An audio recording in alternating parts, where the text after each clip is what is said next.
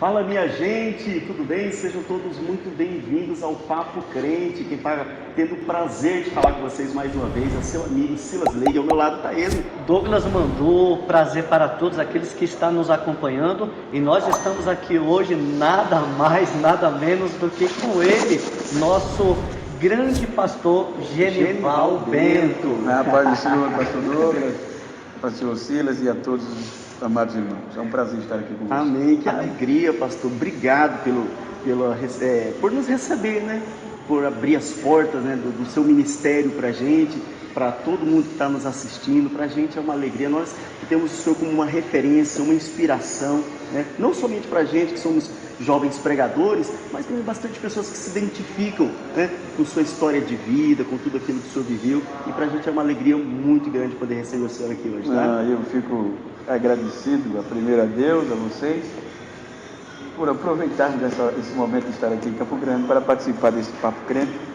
Já quero parabenizá-los pela iniciativa de proclamar a mensagem de Deus com experiências para a nova geração, para o Brasil, para o mundo. Muito obrigado por vocês me acharem merecedor, mesmo sabendo que não sou, de participar com vocês. O senhor, na verdade, pastor Genival, é sempre essa simplicidade, é sempre essa questão, e na verdade a gente percebe que não é uma questão só de falar, é uma questão do senhor mesmo. O senhor, pelo que a gente acompanha, pelo que a gente vê, o seu testemunho, a sua vida, o senhor veio lá de baixo, lá de onde que muitas pessoas acham que não tem como Deus levantar alguém, e algo que impacta o nosso coração e tem impactado gerações. E eu me lembro a primeira vez que o senhor veio aqui na nossa cidade, na nossa igreja, eu me lembro até hoje, né? E foi numa EBCG, foi numa escola bíblica, e foi algo extraordinário. Eu era menino de tudo, e até hoje eu lembro daquele dia, eu lembro da mensagem. Foi glorioso. Foi muita bênção para a nossa vida. Pastor Genival, no seu ponto de vista, o que de fato Deus tem para com a nossa geração nos dias de hoje? Qual é o seu ponto de vista, de onde Deus trouxe o senhor? Olha, pastor Douglas, como o senhor disse, é o ponto de vista, né? Tendo visto que a Bíblia ela é imutável, né? Contanto, o que Deus tem para essa geração são desafios. Para a geração de Jesus, ele já dizia que aquela geração iria fazer coisas maiores do que ele fez, porque ele é o Pai, estaria com o Pai, tudo que ele assim rogasse ou pedisse seria feito. Então, se nós partirmos desse pressuposto, os desafios da geração seguinte de Cristo já era maior do que o que Cristo praticou com base nas suas próprias palavras. Então, acompanhando a história, os desafios de cada geração, a gente percebe que os estudos, os acontecimentos, o tempo, e inclusive a época que nós estamos vivendo, é que a nossa geração, dentro desse princípio de sempre ser melhor e sempre evidenciar mais acontecimentos, é muito propício. Então, no meu ponto de vista, o que Deus tem para nós, a nossa geração, eu volto a dizer, segundo os estudiosos, é a geração do arrebatamento, não é isso? A geração de um grande avivamento. Então são coisas grandiosas, e estar aí é uma evidência. Pastor Genival, deixa eu fazer uma pergunta. Dentro dessa sua visão, o senhor é um exemplo de humildade, de humanidade.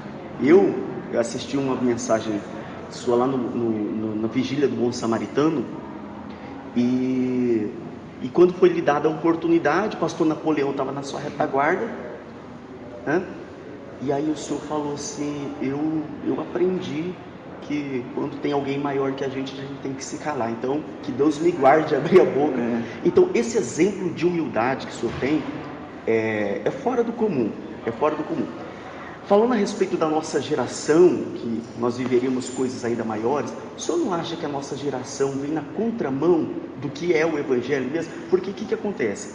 É verdade que a nossa geração, é a geração do arrebatamento, mas isso não pode criar uma certa vaidade no coração e de repente ter uma competição, quem é melhor, quem prega melhor, quem prega e o avivamento cai, e acaba perdendo essa humanidade, essa humildade que o Senhor não somente prega, mas o Senhor demonstra. O fato do Senhor estar aqui com a gente, né, já é um exemplo muito grande de humildade. O Senhor acha que tem esse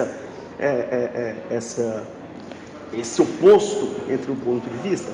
Pastor Silas, na verdade, o senhor tocou em um ponto que para o senhor ou outros, a nova geração, parece incomum. A questão do princípio da humildade. A maioria das pessoas, elas nos conhecem por meio da rede social, do YouTube, das pregações, mas os meus amigos, o meu povo, a minha terra, o meu Nordeste, nós somos formados assim. Então, para nós, essa questão de honrar, que é natural. É natural. Porque a minha geração foi formada assim. De berço, de dentro de casa. Exatamente. A princípio, paterno, o meu pai já dizia que se eu tivesse em nenhum lugar, e meu pai era, eu vou usar um termo, que pode soar pejorativamente, mas não era, mas no contexto da minha terra, meu pai era ignorante. Quer dizer, ele não tinha um conhecimento acadêmico, era rurícola, né? Trabalhava no campo, mas era um princípio nordestino, um princípio de família, entendeu? De honrar, não se sentir menor, mas sempre dar prioridade ao outro. Então, não só com o pastor Napoleão, mas eu não posso estar num lugar tendo pessoas de uma história, de um conceito maior do que o meu, eu tratar de alguns assuntos, só para você ver, eu tenho dificuldade, eu já disse em pregações, de andar com o meu pastor para eu passar um passo na frente dele. Até dirigindo, eu não ultrapasso o carro do meu pastor. Não é porque eu quero, é natural. É mesmo, se tiver pastor. os dois carros, Eu sempre vou atrás. Meu Deus. Se ele estiver num corredor, não só o meu pastor, mas qualquer pessoa que... Sim, é natural, parece que as pernas já sabem que não podem andar mais rápido. Porque é um contexto natural essa questão da humildade. É independente do oposto da nossa geração, que o senhor assim frisou, é o mercado, eu vou usar esse termo, é a exigência, a competitividade, de que as oportunidades têm que se aproveitar, independente de respeitar o outro ou não. Então, este não é o contexto da minha geração, entendeu? Sim. Se eu ver na minha terra, eu gosto de um conceito, de um respeito de criança, adulto, na minha igreja. O meu pastor me respeita, os meus pastores, os obreiros da minha igreja, ou seja, é princípio. O pessoal fala muito, minha mãe, e eu me lembro, mas vagamente, eu estou com 30 anos, eu me vejo uma criança perto do senhor, da minha mãe, e assim, minha mãe fala muito isso, a questão de estarem 2, 3 adultos conversando, e uma criança nem passar por ali. Eu fui criado assim.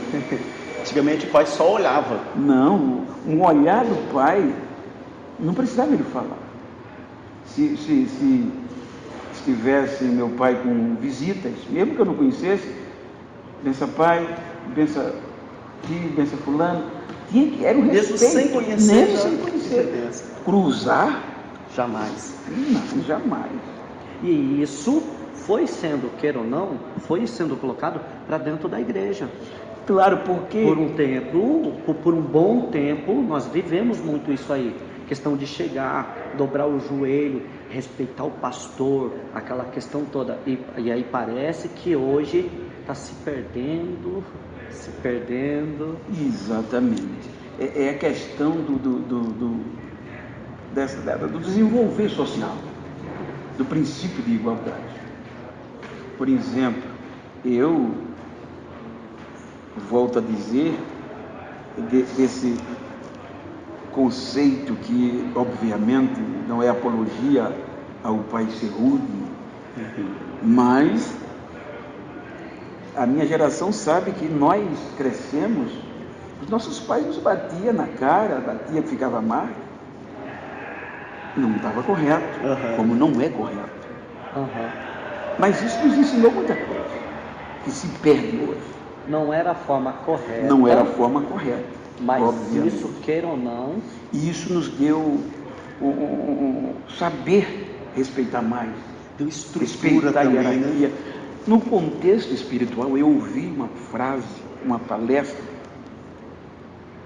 salvo juízo, mas eu ouvi isso na sala de aula de um dos meus professores, justamente esta pergunta que alguém fez acerca de que aquela região, aquela costa da Europa ali, Nordeste, Costa África, ela é muito submissa. Por isso que eu digo, é um contexto nordestino da minha geração. A globalização mudou muita coisa. Hoje o senhor acha que perdeu um pouco? Se perdeu e muito, porque a mídia, a globalização, o contexto, já não está tanta diferença das grandes metrópoles para uma região mais simples. Sim. Existe essa cultura, ou que a pós-modernidade está fazendo com que a nova geração seja mais inteligente. Sim. Mas também alguns pormenores têm levado essa simplicidade. Então daí veio o princípio da igualdade. Eu cresci com a minha geração, a gente não questionava pastores. O pastor falava assim, senhor, amém. Então era amém e fazer.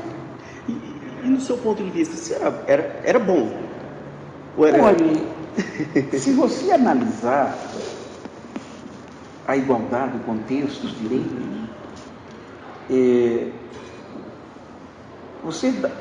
a próprio início da fala de vocês diz a resposta.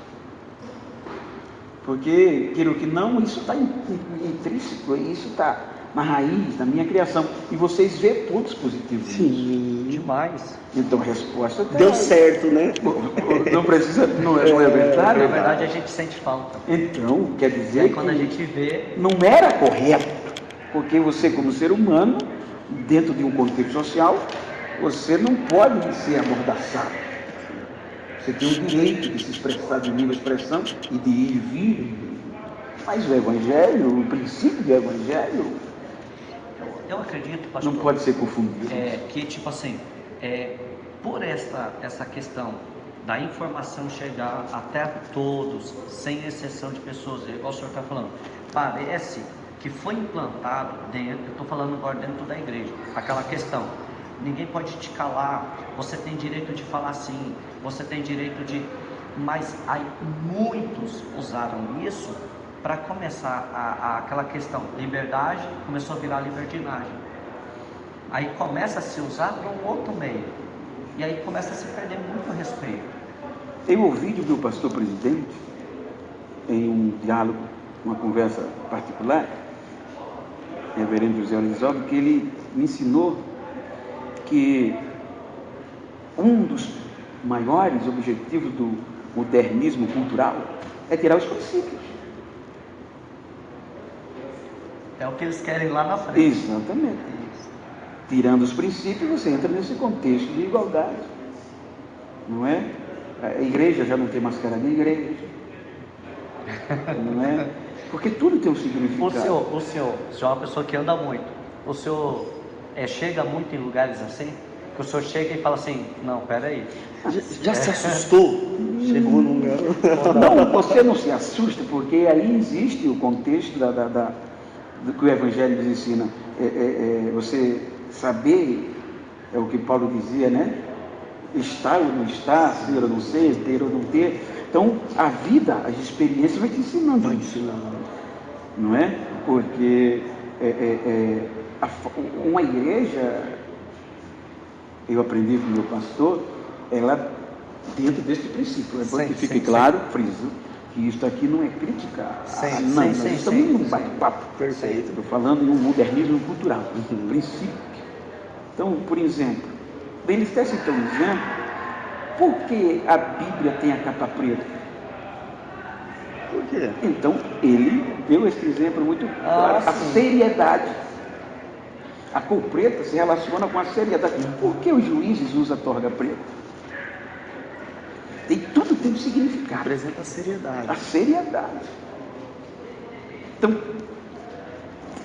os princípios dentro do modernismo cultural, até quem diga marxista, ele vai tirando os princípios basilares que foram construídos lá atrás. Então, queira ou que não, isso é o que a nossa nova geração, ele já nasce, eu vou usar um termo, ele já nasce, parece que com um chip. E isso é lindo, quando, na minha época, o menino quando nascia, que vinha para os olhos, era com 30, 40 dias. E ainda cheio de secreções. Não era? A mãe tinha que botar um pano morno, meu filho. A mãe passava 40 dias de resguardo. Não podia tomar banho, era banho morno. Hoje a mulher tem um filho, o menino já nasce com esperto. Só falta nascer mexendo no YouTube, no celular. Um menino de 1 ano às vezes dá show É verdade. no equipamento eletrônico. É verdade. Isso quer dizer, aí a gente volta ao princípio. Então, esta geração, ela tem para dar mais de Deus. Sim. Porque tudo isso é evolução de Deus, por meio do homem. O médico, o cientista, todos os conhecimentos, tudo vem de Deus. Sim. Então, Deus deu capacidade ao homem para ensinar, para aprender. Então, se nós usássemos tudo isso para manter esses princípios e dentro de um conceito alavancar, olha, se Pedro, Paulo, os apóstolos, indoutos, a maioria, sem os subsídios que nós temos hoje, fizeram o que fizeram, imagine se nós... Toda essa ferramenta, né? Toda essa ferramenta. Através dessa câmera, a gente pode alcançar o mundo em questão de segundos. Sim.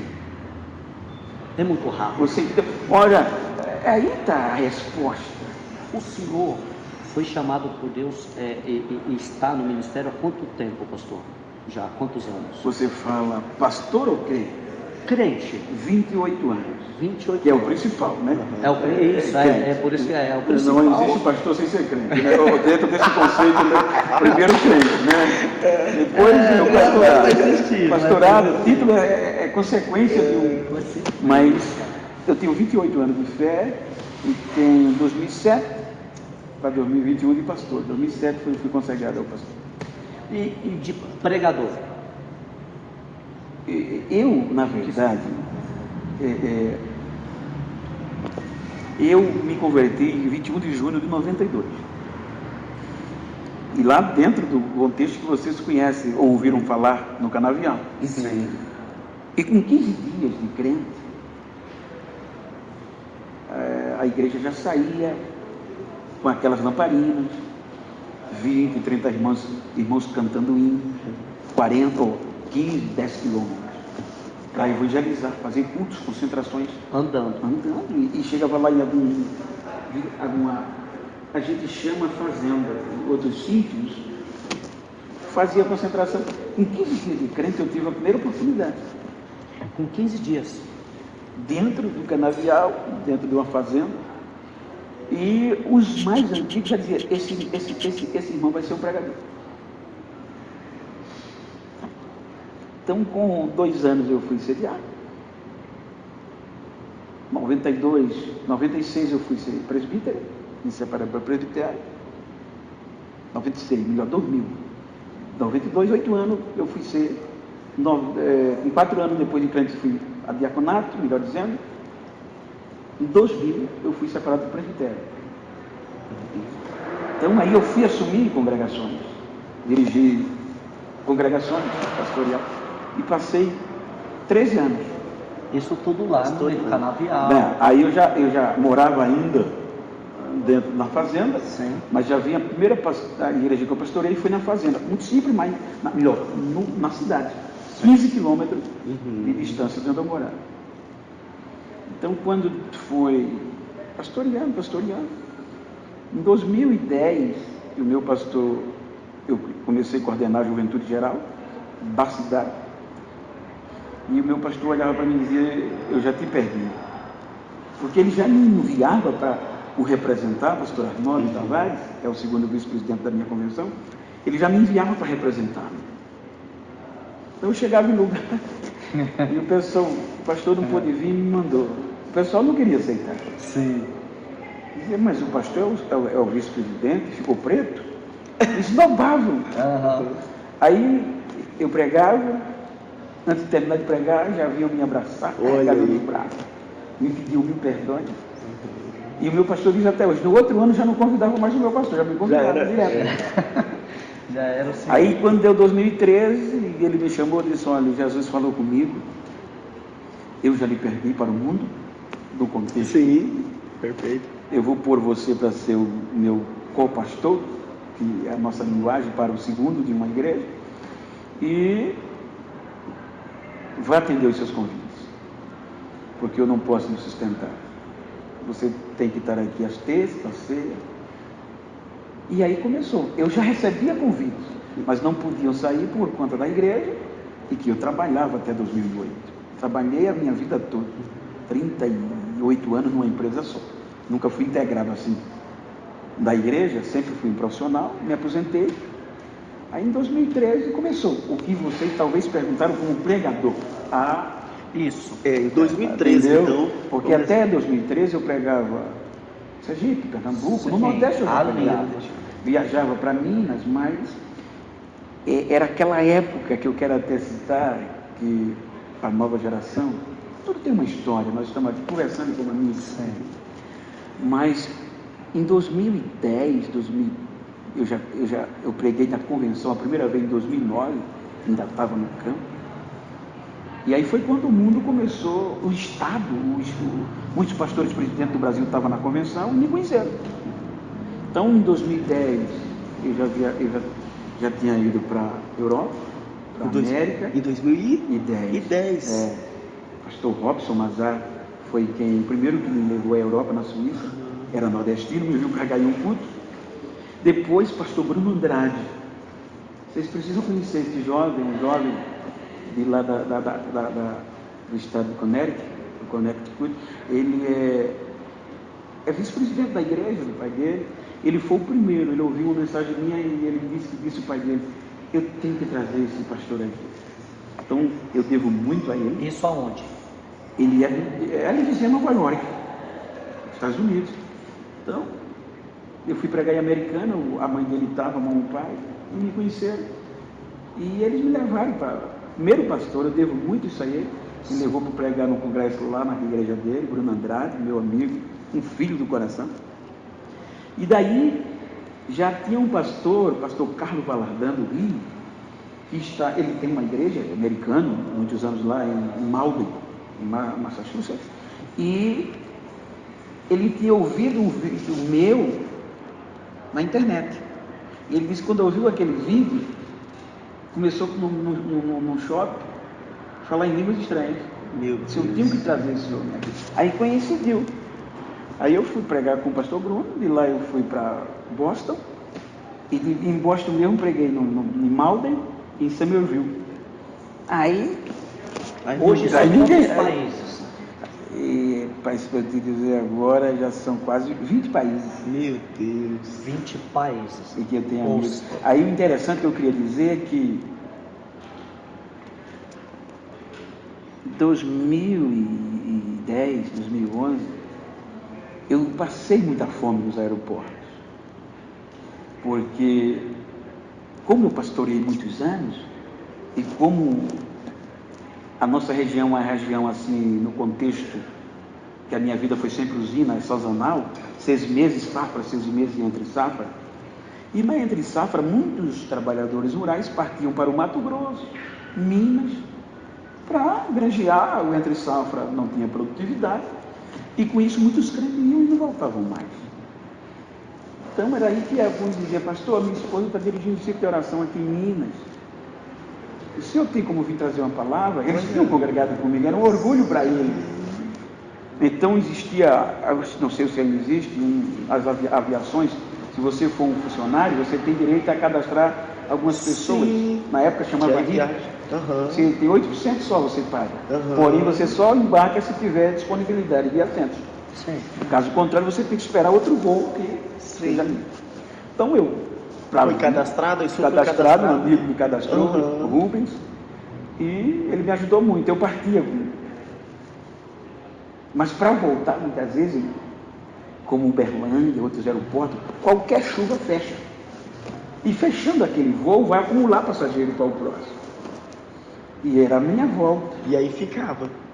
Aí quando eu chegava, eles me deixavam, voltavam 100, 150 quilômetros para Embora. E eu ficava no aeroporto. Meu Tudo certo. Deus. Aí o moço, você não pode esquentar, senão funciona.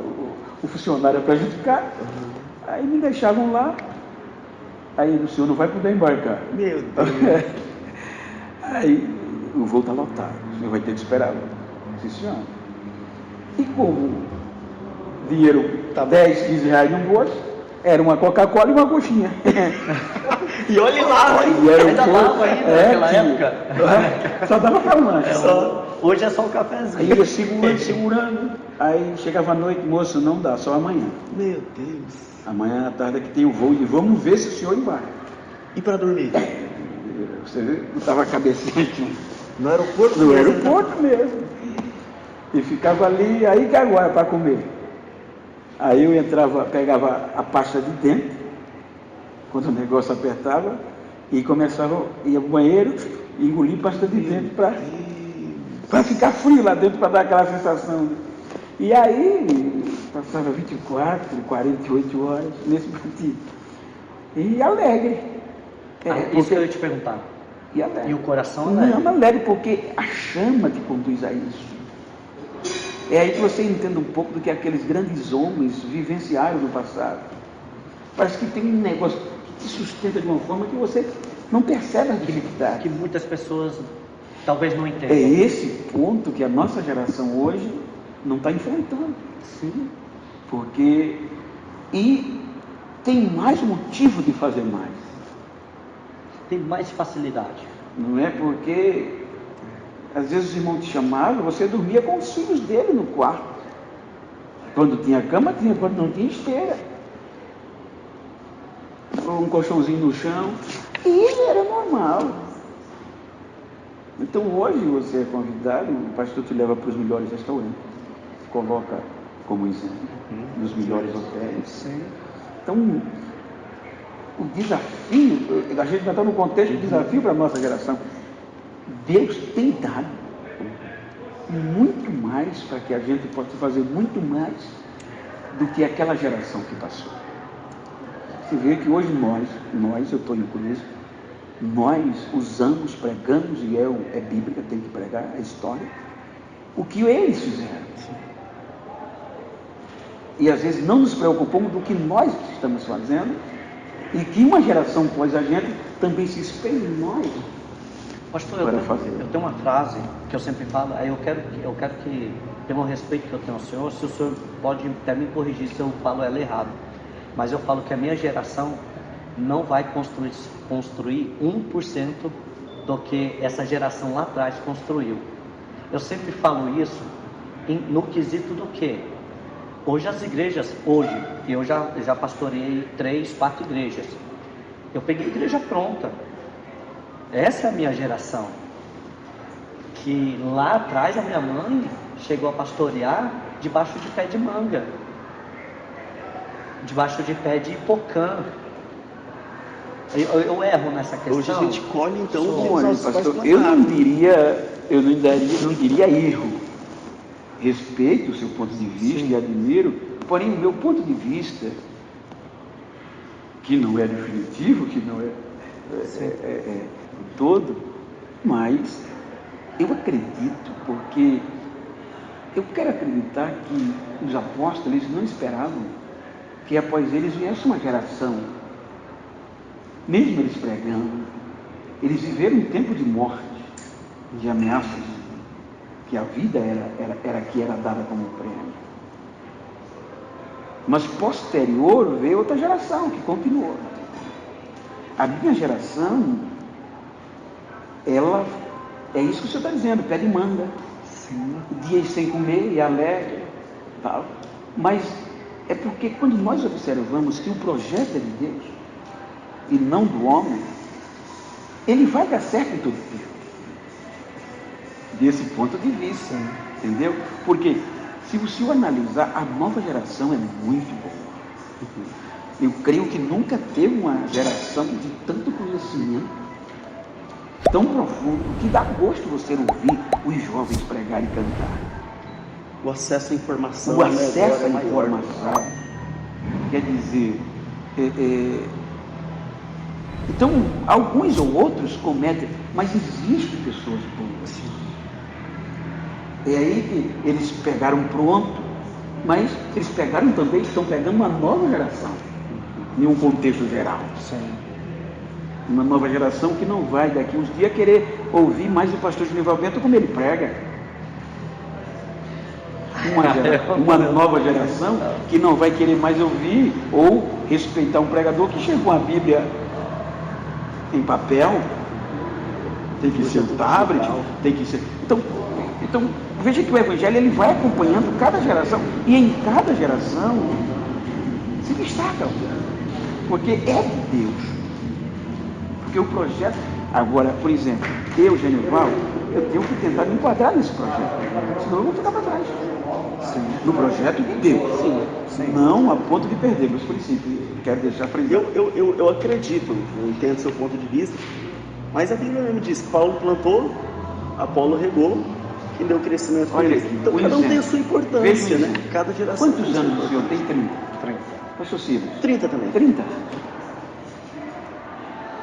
A minha geração não tinha coragem de fazer o que vocês estão fazendo aqui. E não faziam, primeiro, não tinham os equipamentos, e não tinham a coragem de chegar para um pastor e eles admiravam de fazendo isso. E que isso aqui é grandioso, é salutar. Você entendeu quando você olha do ponto de vista o que essa geração está fazendo? Sim. Tem a sua importância também, né? Você entendeu? Sim. A importância que pode ser ultrapassada para a minha geração, mas para a geração atual é essencial. Então, por isso que eu não... Eu acredito, e eu entendo por esse lado. Entendeu? Eu admiro, respeito, honro os da minha geração,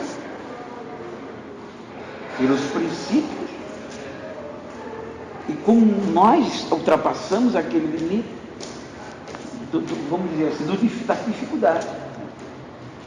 Né? Muitos dos meus pastores hoje começaram a dirigir a igreja como sua mãe debaixo do pé de pau, sem ter o que comer, passava dias de fome esperando que alguém trouxesse um frango. Hoje ninguém aceita mais ir para um campo sem ser remunerado, entre aspas. Sim. É raro, né? É raro. Quer dizer, cada tempo é o seu tempo. Tem sua importância. Eu quando eu estudei, um dos meus professores da Igreja Batista, ele batia muito na tecla que Pedro e Paulo pregou para a geração deles. Então nós temos que ter história para pregar para a nossa geração. Sim. Isso é forte. Sem perder os princípios basilares, os princípios bíblicos. Pastor, deixa eu te perguntar, falando ainda a respeito do ministério, você falou que em 2010 o senhor já estava viajando para o exterior até e tudo, mas teve algum ponto, assim, uma convenção, ou um congresso, ou um culto, que foi um divisor de águas na sua vida? Muito bem, que a gente até interagiu aí com outro assunto. Socilas, 2013. 2013. Você vê, algo que eu contava desde 94, que foi um testemunho. Sim. Que ficou muito conhecido no Brasil. Todo culto que eu ia, primeira vez, desde 94, 95, eu contava. E como se alegrava, era normal. Você vê, por isso que eu digo, cada tempo é o seu tempo. Então,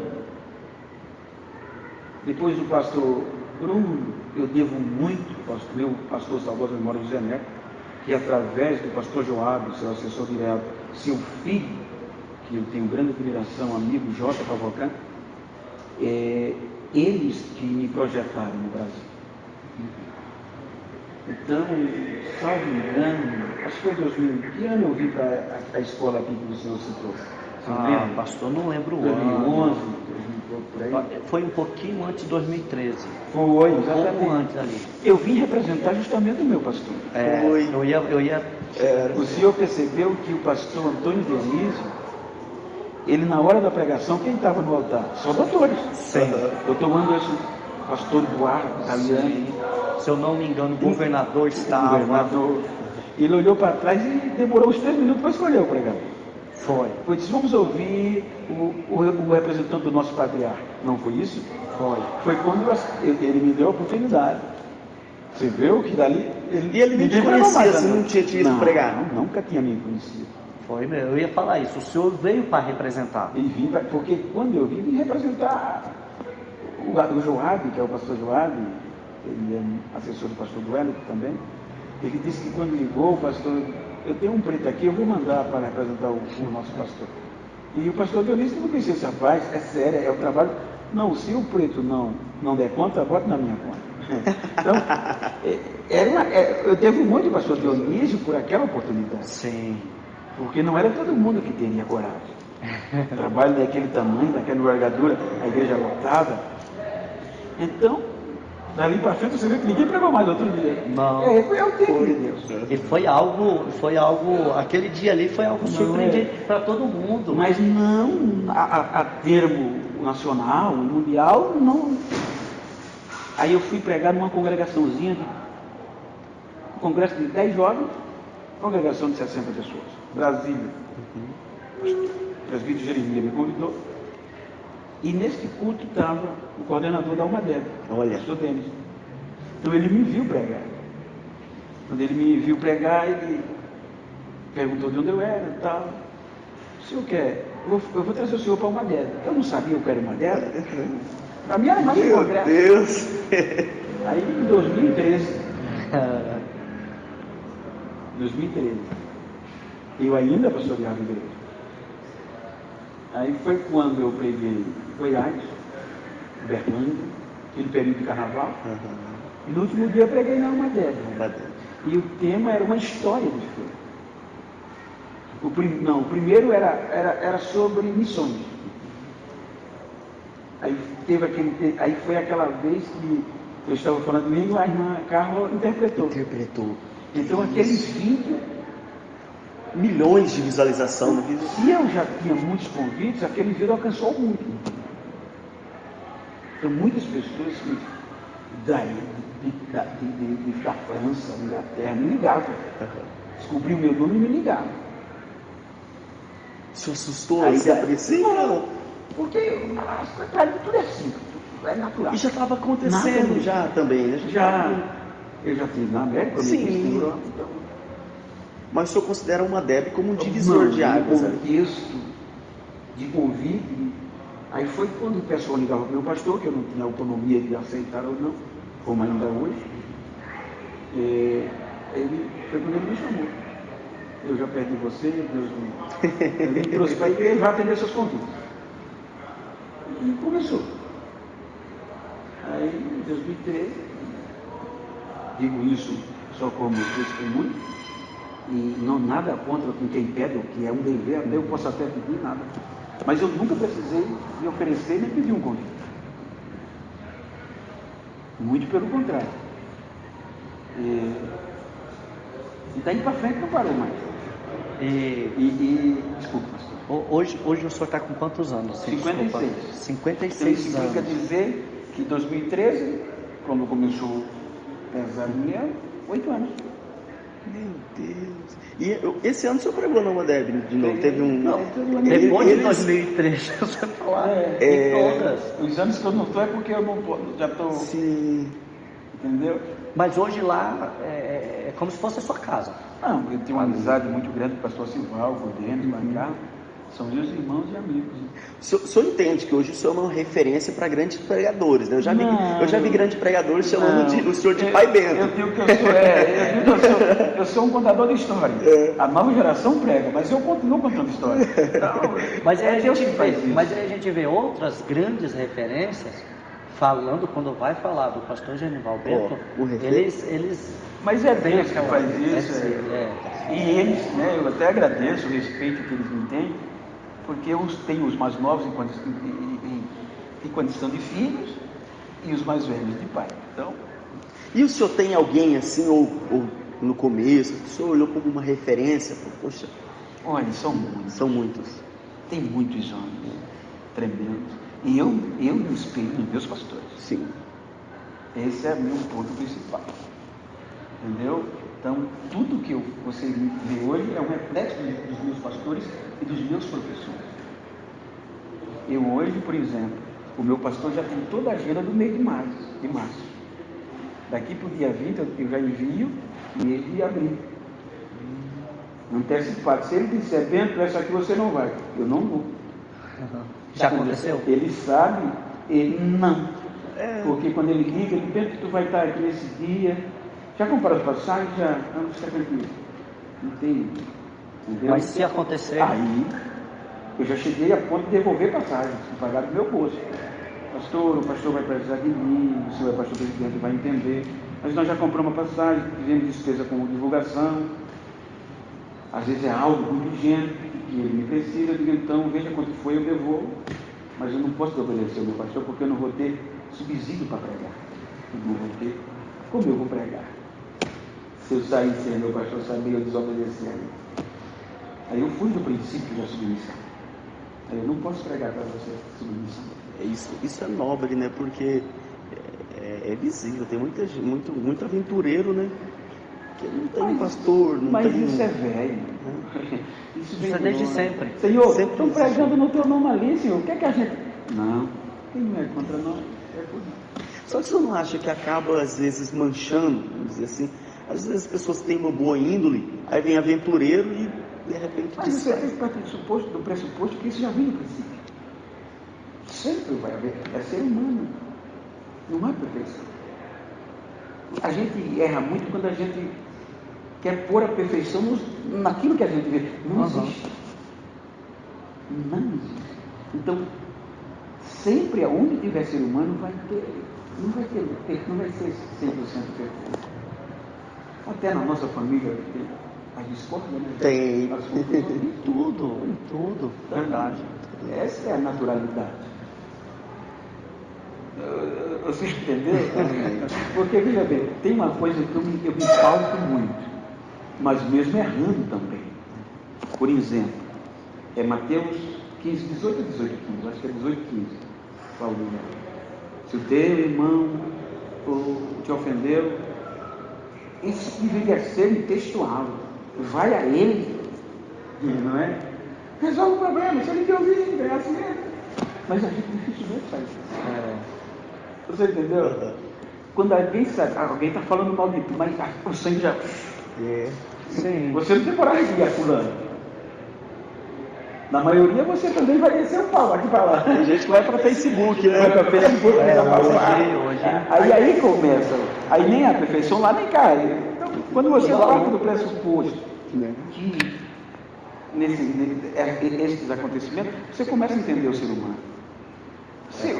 Deus me deu o privilégio de, depois que Ele me salvou, Ele colocou pessoas muito importantes, empresários muito fortes, cozinheiros que eram meus patrões, me incentivaram a estudar, entendeu? Abriram a minha mente através dos cursos. Eu fiz muitos cursos, me deram cargos, me tiraram do nada, de atrás de um volante, me deram cargos de supervisão, de responder por milhões da sua empresa. E Deus abriu a mente e eu aproveitei. Então eu comecei a trabalhar com pessoas, administrar pessoas. Foi aí um dos pontos principais que Deus me deu. Conhecer pessoas, crente, não crente. Eu pegava pessoas que não eram nada, que fazia ver o grande profissional. Com um ano a pessoa já virava as costas, já saía falando mal e tal, e embora.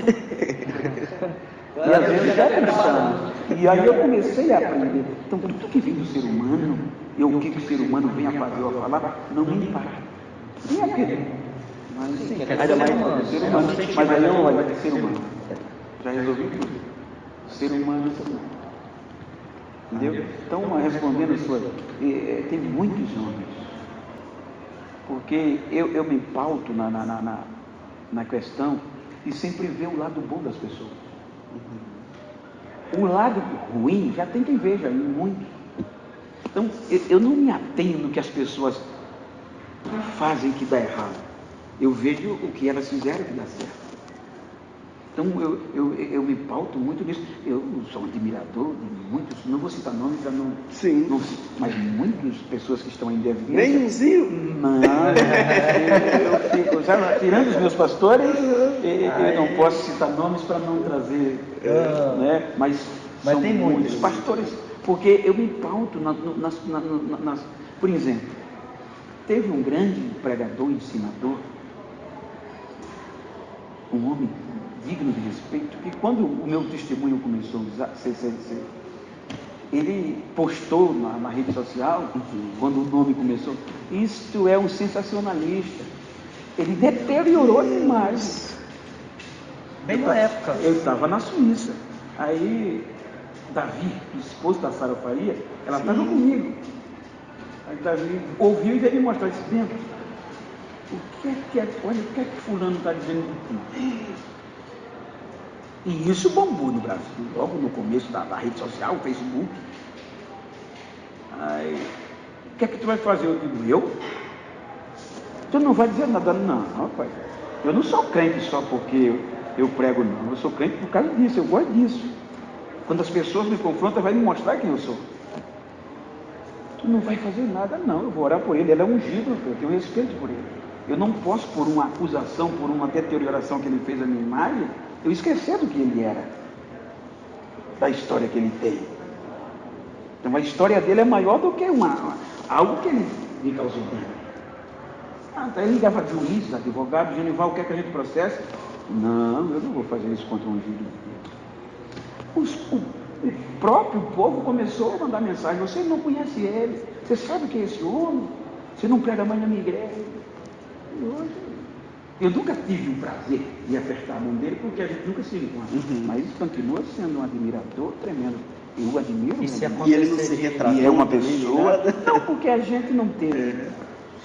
E não precisa ele. Mas faz parte. eu vejo como Davi e Saul, exatamente assim. Quantas vezes Davi teve a oportunidade também de matar Saul? A Bíblia já, por exemplo, eu vou citar, não vou citar não, mas um grande ensinador, ele tem, não sei se ainda tem um programa de televisão, ele foi um grande ajudador da minha vida com a revista Vinha. Eu aprendi muito com ele. Mas, naquele congresso, quando houve aquela interpretação de língua, quantas pessoas me ligaram, amigos que pregavam, cantavam dentro? Fulano no programa de televisão disse que tu é macumbeiro. Meu Deus! Isso é pentecostal cumba, é uma macumba. Ué, o que é que tem? É a visão dele. Eu tenho que respeitar. Eu tenho a consciência que não sou. Eu não vou esquecer tudo que eu aprendi com aquele homem, tanto quanto ele me ensinou com as... Eu não vou abrir mão dessa admiração, porque ele apontou um ponto de vista que eu não concordo ou que quis denigrir. Não. Eu procuro ver o lado bom das pessoas. O lado bom. No último dia, se tiver certo ou errado, eu não vou julgar. Não é? Isso é forte. Em cada experiência do Senhor, o Senhor está a nos ensinar muita coisa. Cada experiência, cada... Porque, Douglas, as pessoas nos conhecem muito por internet. Sim. Mas muitos amigos pregadores que já foram na minha cidade, muitas famílias vão na minha casa. E O meu povo não conhece o dia a dia. Inclusive, pastor Genival, isso aqui que o senhor está batendo papo com a gente aqui, a gente não viu na internet. Não. É um bate-papo que o senhor está abrindo a pérola, sabe? Poxa, que alegria! Isso aqui eu sou aqui, na minha cozinha, na minha sala, com a minha família, com meus amigos, na minha igreja. Eu sou isso aqui. E a gente fica mais feliz ainda porque essa é a ideia desse nosso quadro. É A gente isso, bater um exatamente. papo mesmo, como se estivesse na sala de casa Porque, conversando. além dos princípios, tem o Evangelho que nos ensina a ser humano. Né? Porque aí é um dos pontos, voltando para a nova geração. Sim. Entendeu? não uma geração de pregadores e cantores que eu admiro e são bons, mas até do povo como um todo cristão. De valorizar, dar crédito, mensurar as pessoas por internet. Eu não posso julgar já no princípio bíblico você, e muito menos sem eu te conhecer. Há um antágio que diz que quer conhecer uma pessoa como um quilo de sal com ela, né? Então, eu não me atenho no que disse, eu tenho uma fraqueza. Eu tenho uma fraqueza. Se alguém se ofender contra mim, eu não duvido de Deus. Se eu ofender alguém. E o senhor perceber. Se eu perceber que eu ofendi alguém com uma palavra, com um gesto, aquela pessoa está triste, eu morro, choro, grito. E essa questão de choro, na verdade,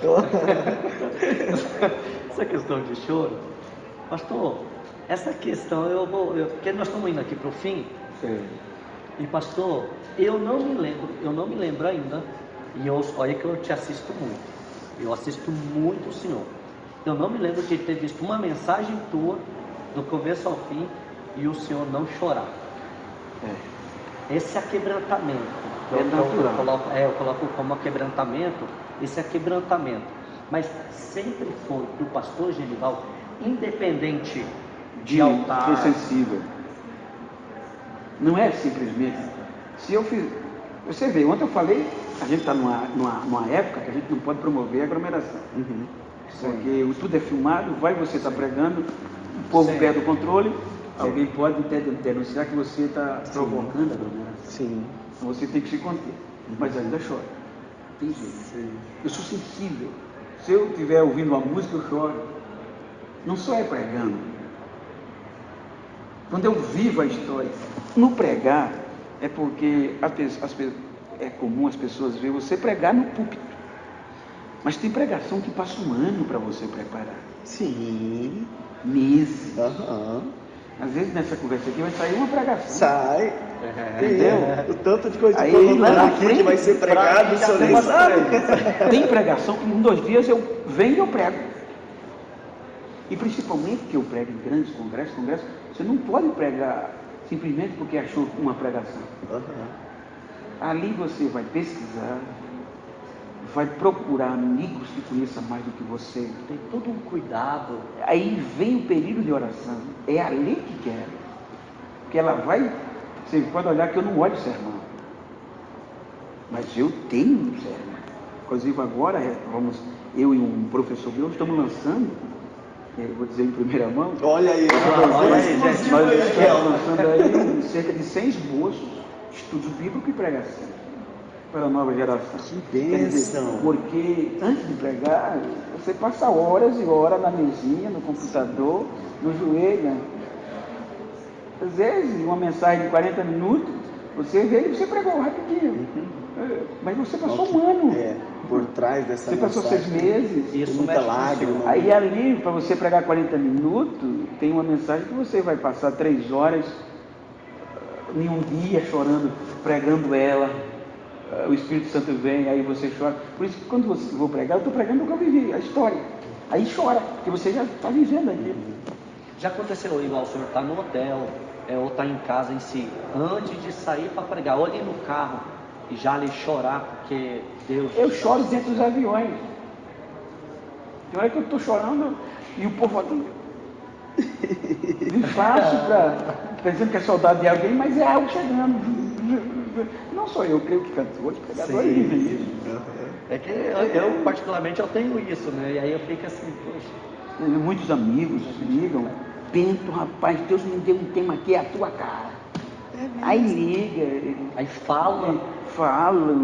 Esses dias uma grande professora da região de Israel, uma mulher tremenda, ligou para mim, justamente para me falar de Bíblia e se predispor a me ajudar.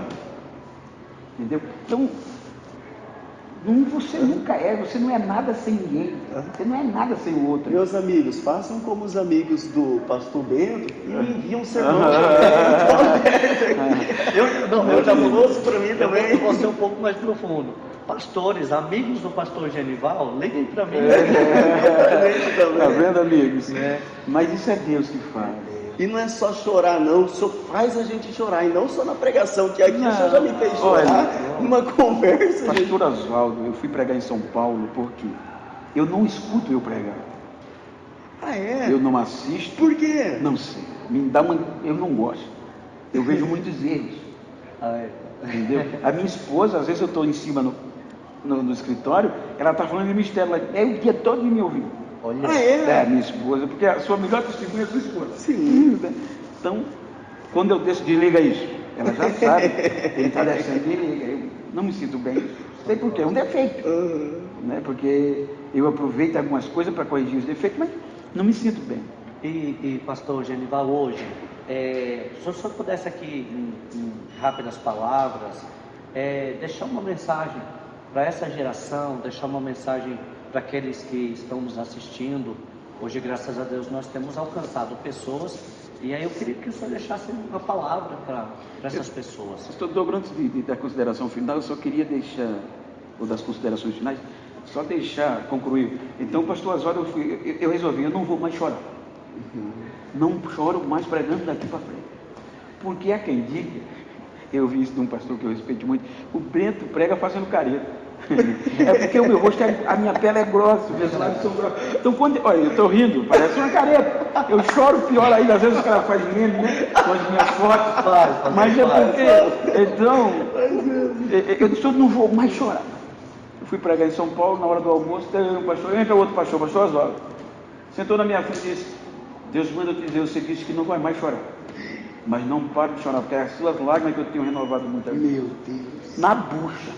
Como é que ele ouviu? Aí à noite só foi lá. Aí eu vou continuar fazendo careta, não tem jeito.